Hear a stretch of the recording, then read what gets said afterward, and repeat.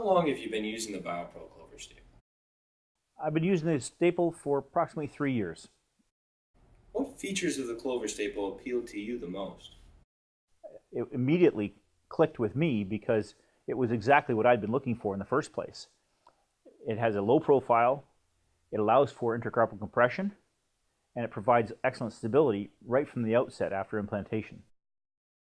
What product or technique did you utilize before the Clover Staple? Previously, I was actually just using four 2.8 millimeter suture anchors and then tying the sutures together to achieve compression between the four carpal bones. So I didn't actually have the most stable of constructs, although it may have worked effectively most of the time. It was a technically challenging technique and not 100% reliable. How would you describe your patient outcomes with the Clover Staple? With the BioPro Clover Staple, I've had 100% fusion rates.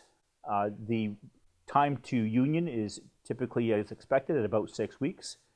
Patients achieve the expected range of motion of approximately 30 degrees of each of flexion and extension in the wrist, and I have not yet had to remove any staple used for a primary indication of a four-corner arthrodesis of the wrist. Do you have any surgical pearls that you would like to share? Uh, there's a couple of pearls, and one is certainly the fact that, as we all know, the staple needs to be maintained chilled and has to stay cold to the point where it's actually implanted. And therefore, it's important that any source of heat within the room is managed and eliminated, and that includes the surgical lights.